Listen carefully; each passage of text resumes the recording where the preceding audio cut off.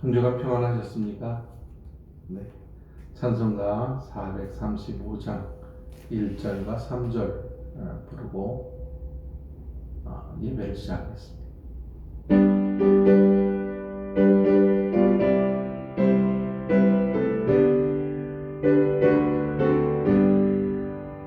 나의 영원하신 기업 생명보다 귀하다.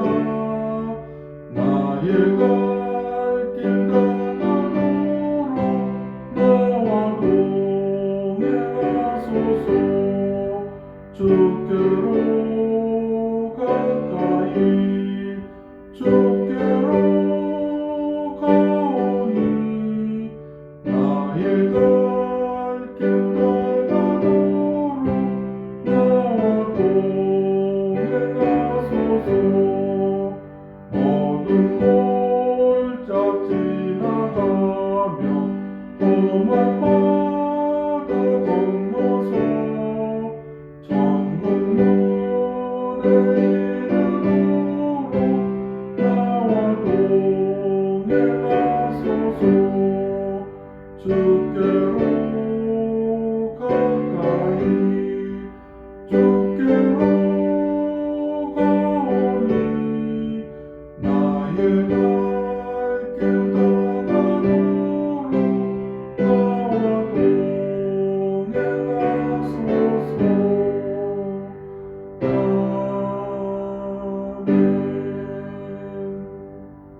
기도하겠습니다. 사랑의 하나님 아버지, 감사합니다.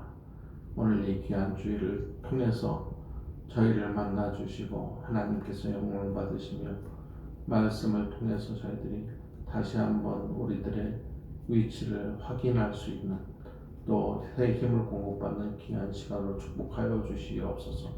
예수님의 이름으로 기도합니다. 아멘. 오늘 말씀은 에베소서 5장 8절에서 9절까지입니다. 에베소서 5장 8절에서 9절까지 제가 읽어드리도록 하겠습니다. 너희가 전에는 어두움이더니 이제는 주 안에서 빛이라. 빛의 자녀들처럼 행하라. 빛의 열매는 모든 착함과 의로움과 진실함에 있느니라. 아멘. 오늘 본문 말씀이 나오는 에베소는 어떤 곳인가?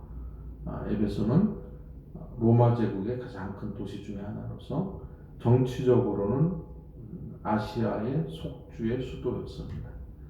또 경제적으로는 소아시아 서부 지역의 가장 번영한 상업 중심지였고요. 인구는 한 25만 명 됐습니다. 굉장히 큰 곳이죠. 당시 25만 명이라면 아데미 여신을 숭배하는 곳이었고 또 바울이 3차 선교 여행을 할 때 중심지였습니다. 두란노 소원에서 바울이 하나님 나라에 대해서 2년 동안 가르친 것을 보게 되면 상당히 심혈을 기울였던 또 상당히 성공한 그러한 곳이라고 보여집니다. 수신자들은 에베소의 성도들이고요. 이 성도들은 어떻게 되어 있냐면 이방인 그리스도인들로 구성된 공동체입니다. 에베소 교회에 이제 바울이 3년간 머물면서 온 힘을 다 기울인 그런 곳이기 때문에 관심이 아주 특별했습니다. 그 에베소 소설을 기록하던 그 당시에 바울은 로마의 뒤수로 갇혀 있었습니다. 그래서 에베소에 직접 갈 수도 없었고요. 또 교인들에게 권하고 싶어도 이렇게 쉽게 권하기가 어려운 그런 상황이었습니다.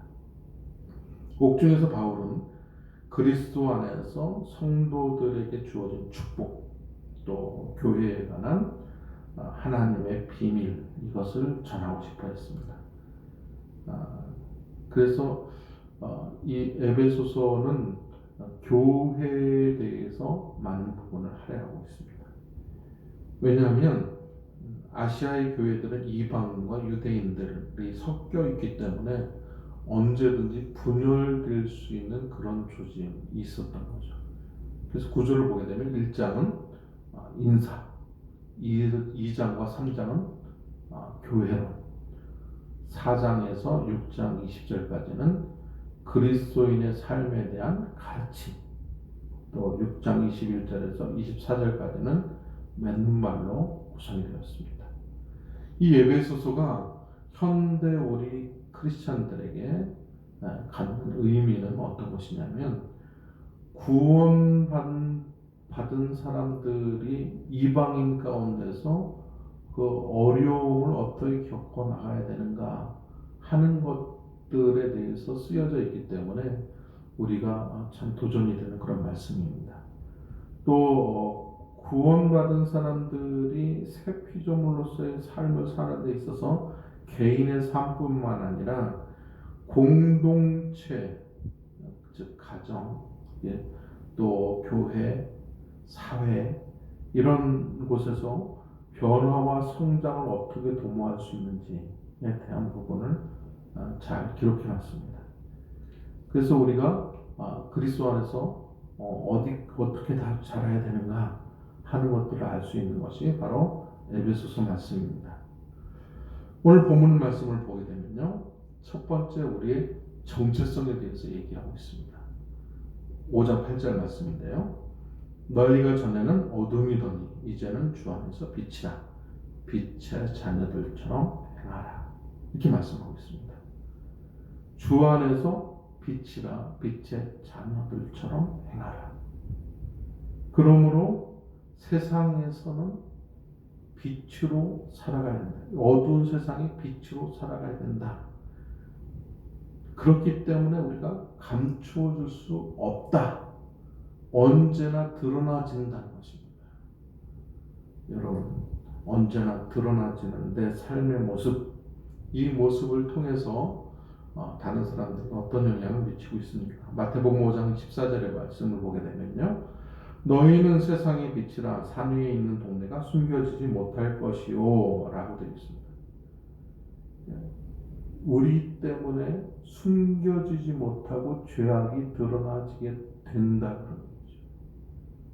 근데 여기서 빛이라고 할 때 우리가 유념할 것은, 우리가 빛의 자녀지만 우리가 빛을 원래 내는 발광체가 아니라는 것입니다.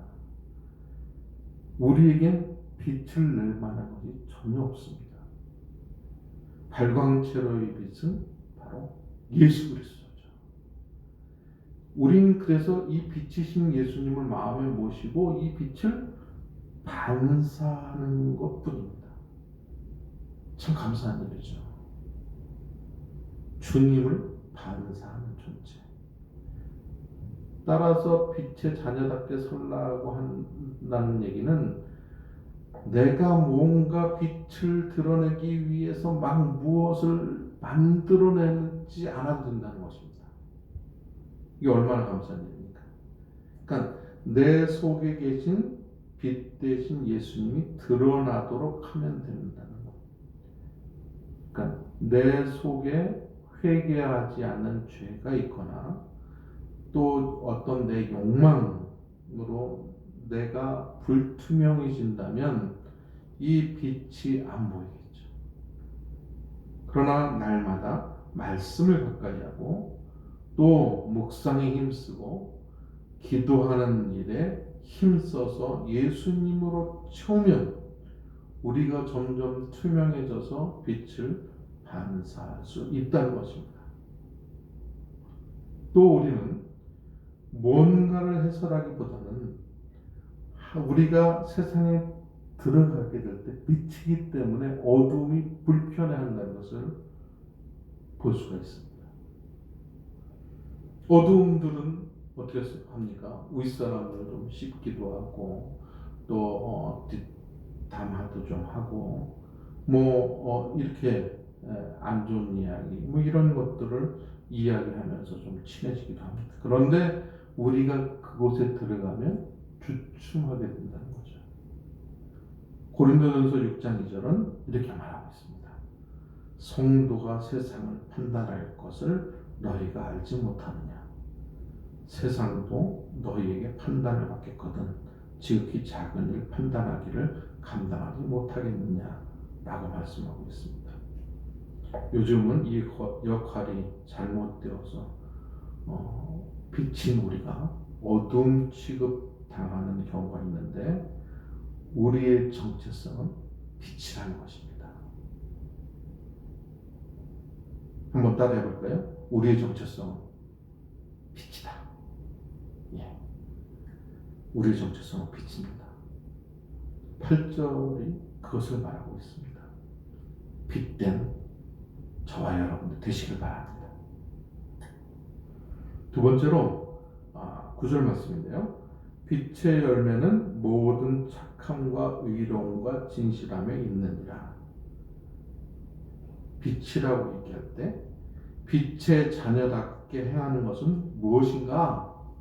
그것은 바로 착함과 의로움과 진실함의 열매다. 그것이 열매다 하는 것입니다. 첫 번째로 착함의 열매. 착함이라고 하는 것은 아가토스네라고 우리가 원어로 되어 있는데요. 이것은 단순한 선행을 뜻하는 것이 아닙니다. 단순한 선행을 뜻하는 것이 아니라 이제 관대한 정신을 말합니다. 넓은 안양, 폭넓은 이해심, 모든 일을 품에 안는 포용력, 아낌없이 주는 사랑.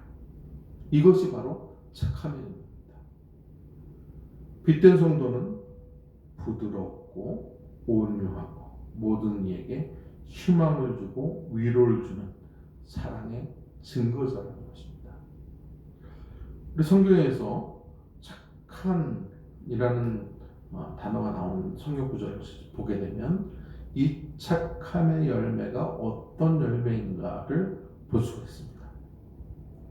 마태복음 5장 16절에 있는 것처럼 이같이 너희 빛이 사람 앞에 비치게 하여 그들로 너희 착한 행실을 보고 하늘에 계신 너희 아버지께 영광을 돌리게 하라.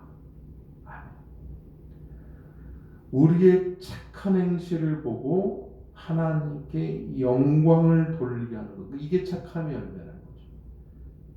우리의 모든 삶이 하나님께 영광을 돌리는 그런 열매가 되어지길 소망합니다. 또 누가복음 19장 17절 말씀 보게 되면 주인이 이르되 잘하였도다 착한 종이여 네가 지극히 작은 것에 충성하였으니 10골 권세를 차지하라 하고, 여기에 보게 되면 착한 종은 어떤 사람인가? 착한 사람은 지극히 작은 것에 충성하는 것. 그래서 내게 어떤 것이 주어지든지 간에 하나님의 말씀이라면 그것에 충성하는 것, 그것이 바로 착한 사람입니다. 우리는 착한 사람을 보통 이렇게 조금 모자르고 조금 어리숙한 것으로 생각을 하는데 그렇지 않습니다. 고린도후서 9장 8절에 보게 되면 하나님이 능히 모든 은혜를 너희에게 넘치게 하시나니 이는 너희로 모든 일에 항상 모든 것이 넉넉하여 모든 착한 일을 넘치게 하게 하려 하심이라. 이렇게 되어 있습니다.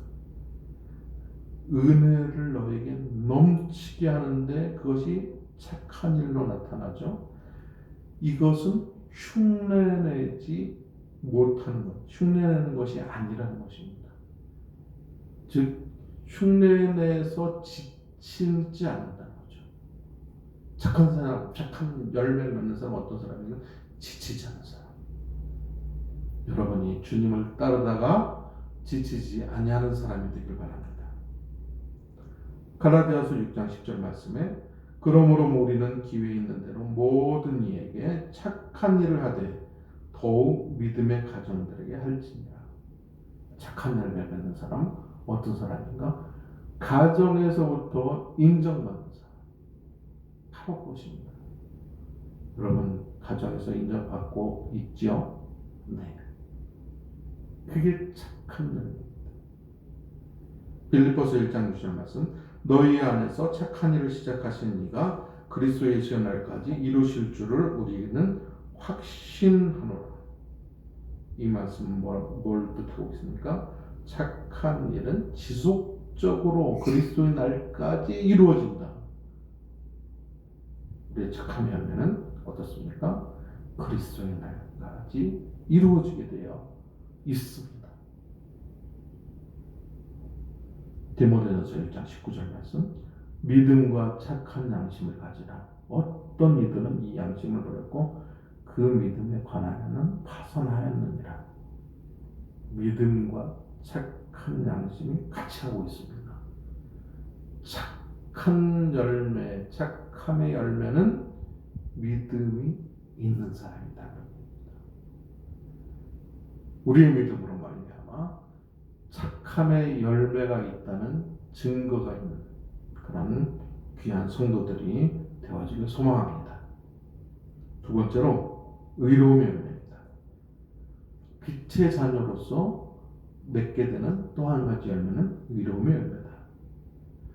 헬라인들은 이 의로움이라고 번역된 디카이오스네라는 이 단어를 보게 되면 인류와 하나님께 대한 자신의 의무를 다하는 것, 이렇게 표현하고 있습니다. 인류와 하나님께 대한 자신의 의무를 다하는 것.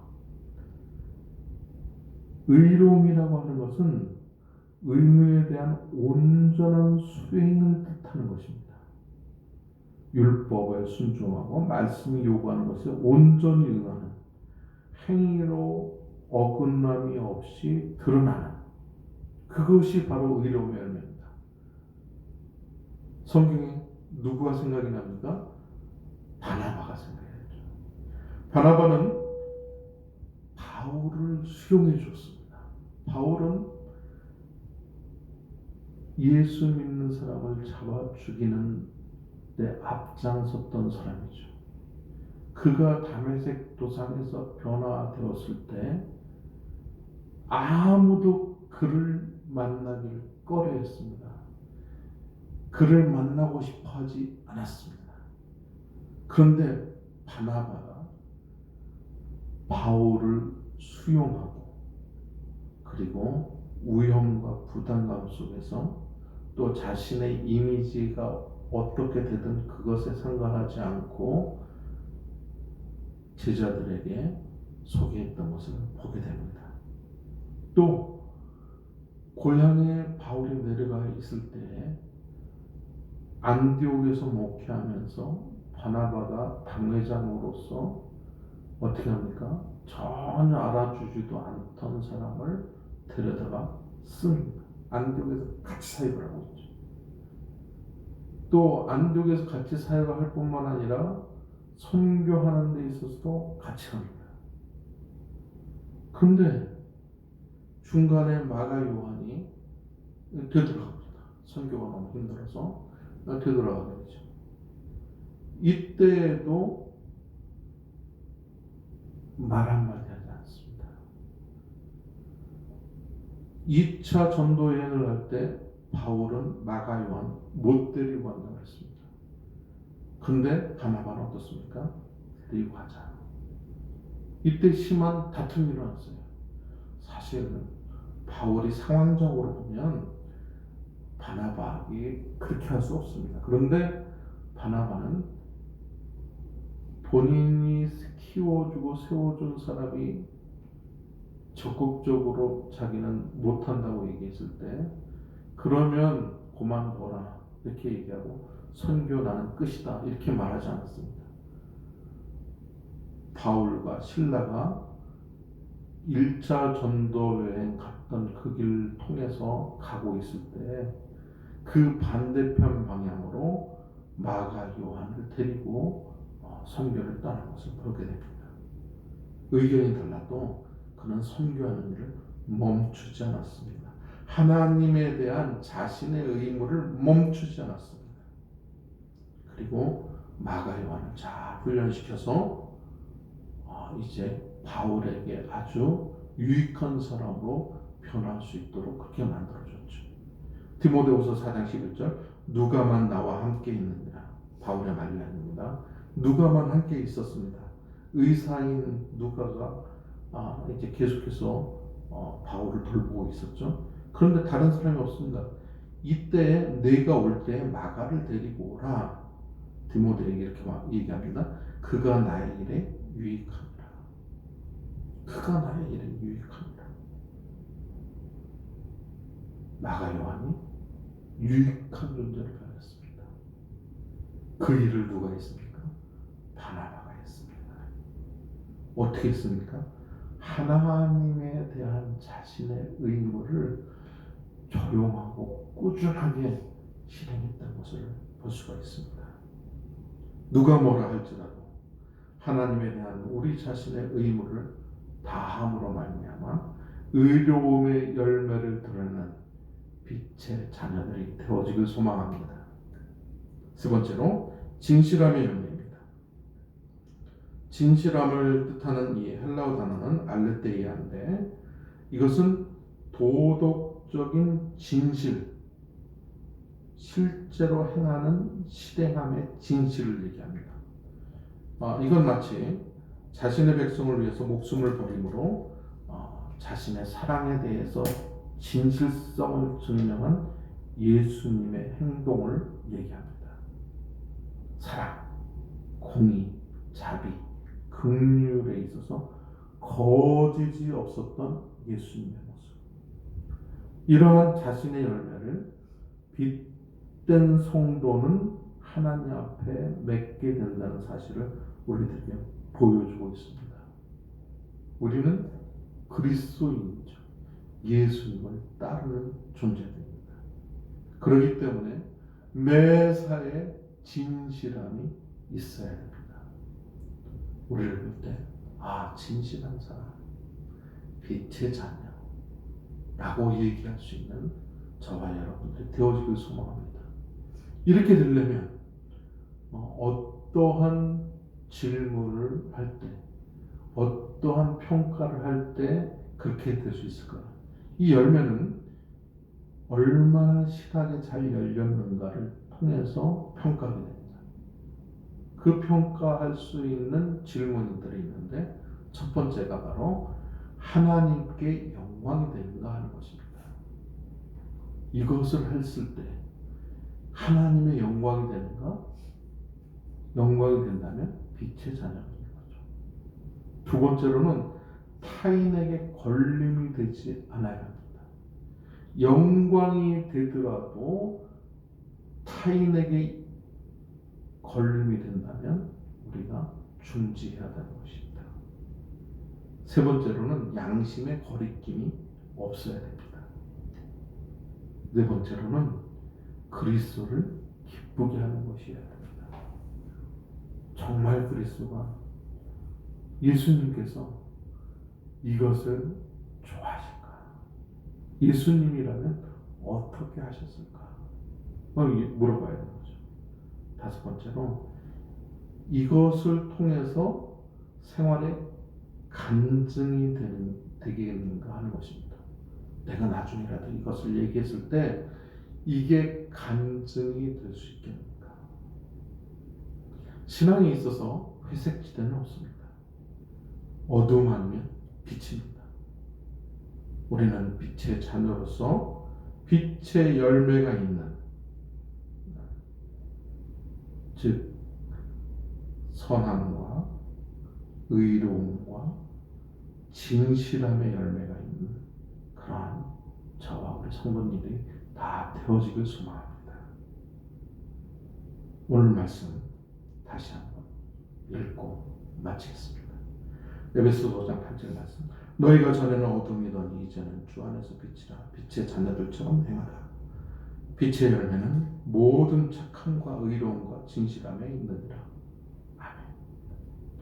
하나님 아버지, 우리가 빛의 자녀로 행할 수 있도록 인도하여 주시옵소서. 특별히 빛의 자녀로서 우리의 정체감을 드러낼 때 착함과 의로움과 진실함의 열매를 맺을 수 있도록 하여 주시옵소서. 우리를 볼 때마다 많은 사람들이 이제 빛으로 인식할 수 있도록 인도하여 주시옵소서.